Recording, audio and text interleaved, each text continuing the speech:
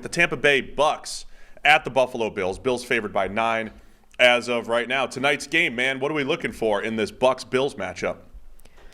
Well, 3-3 Bucks against the 4-3 Bills coming off of a loss against the Patriots.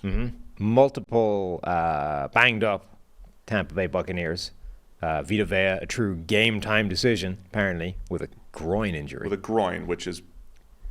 The groin takes some stress when you're 350. I would imagine. I can't relate, but I would imagine it does, yes. Baker Mayfield banged up as well. And one of his receivers, which one was it? Godwin? Yeah, Godwin had an injury coming out of that game. I think he was practicing yesterday. So. Yeah, both Baker and Godwin are going to play, but they're also, banged up, and Vita Vea may or may not play. So multiple, pretty crucial Tampa Bay Buccaneers, at least, coming into this game off the back of injuries. Yeah, Bucks have lost 2 in a row after an impressive 3-1 start.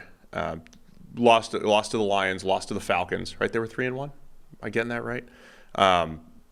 So the Bucks, their offense too. Right, remember early in the season it was like, hey, Baker Mayfield's kind of balling out on third down, and they're scheming some stuff up. They still can't run the ball. Right, last couple of years, the offensive line. The run game in general just has been – it's really made the Bucs one-dimensional as far as having to lean on the pass. And when that's – look, Baker Mayfield's inconsistent. It's kind of what it is. Missed a bunch of throws 2 weeks ago against the Lions, didn't have a great game last week against the Falcons.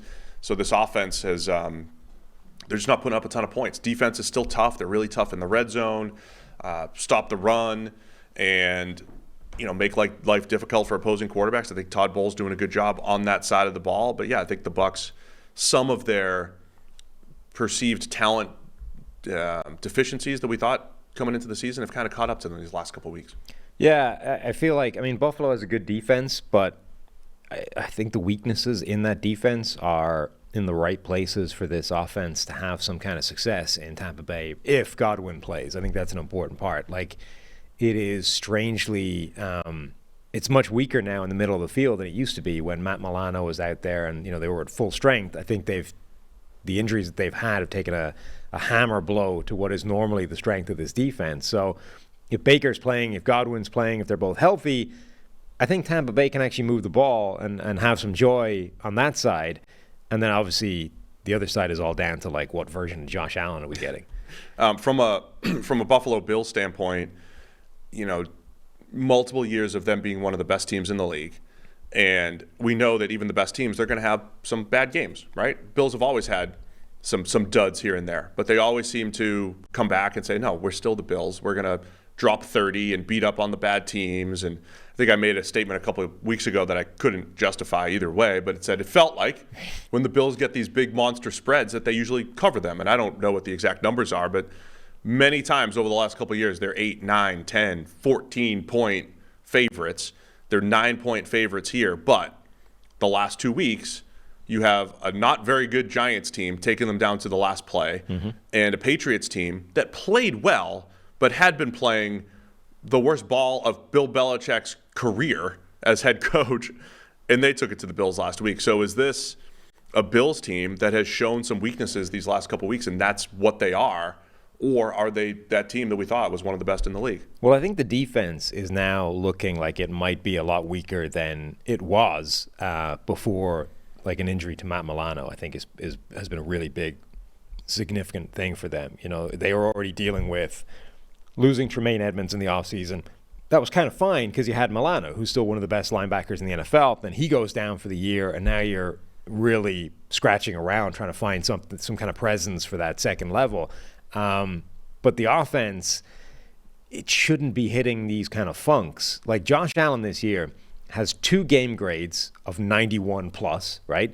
2 in the 80s, a 72, a 65, and a 49.6 in that opening game against the Jets. He has been all over the map in terms of quality of his performance. And you can kind of see it even reflected in just yards per attempt, right? Against Miami, 12.8 yards per attempt. That's stupid number. 9 against the Jags, and then it's been down 5.8 against the Jets, 5.6 against the Giants, 6.5 against the Patriots. Again, the wild range of outcomes for Josh Allen this season has been crazy when you consider that he hasn't been dealing with this crazy fluctuation of supporting cast. Like, it's not like receivers have been in and out of the lineup, offensive linemen have been in and out. Like, everything around him has been different. Everything, he's dealt with a pretty solid constant. It's just him. Yeah. I mean, the one thing that they will have to deal with, Dawson Knox hurt, Dalton Kincaid, the first-round rookie, will take his place at tight end. But you're right. I mean, you have Gabe Davis, and of course. And Kincaid's been out as well with a concussion previously. Like, it's not like it's been a complete constant. But generally speaking, the important parts have been there and haven't changed that much. Yeah. So I'm still buying the Bills. I don't know when to overreact. I mean, you've made the point too. A lot of times you break the season into quadrants or whatever, and we're in the end of the second quadrant of the season. Thirds. You go into thirds. Okay. We're in the second third of the season, and it does. Things change, right? The first third of the season, the narrative on Buffalo is like, hey, this might be the best team in the league. Josh Allen threw the ball to the defense a couple times. That's the only reason why they lost. Now they're playing down to their competition a couple times. Is that the injury thing? Is that the league, adjusting to the Bills a little bit? They're not as dominant as they were before. I'm going to give them another week, though, to say Buffalo's still a dominant team.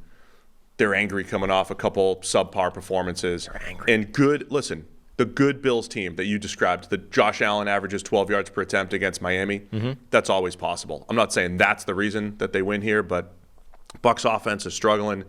Bills still have their playmakers and ability to cover 9 points. So I'll take the Bills, even though that's a huge number.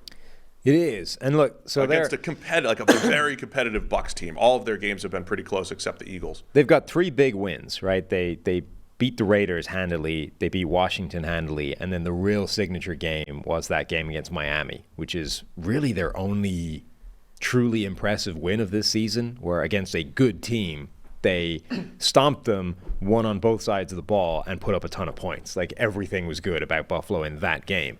But outside of that, I mean, they lost to Jacksonville in London.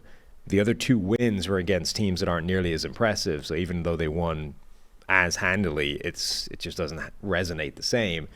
And they lost to the Jets, lost to the Patriots, and barely crawled over the line against the Giants. Like, we're basically looking at this team who's 4-3 and saying they have one impressive win. Wow. That's true. It is true. Banking on them covering 9 at this point just feels rich. I'm going to go for the Bucs. Little 2018 QB class storyline as well. Baker Mayfield number 1 overall. We were all in on that. Yeah. Josh Allen goes number 7. The IKEA quarterback. The IKEA quarterback. Well, they put it together. They did. They looked at That's why the metaphor worked. They looked at those Swedish instructions. instructions.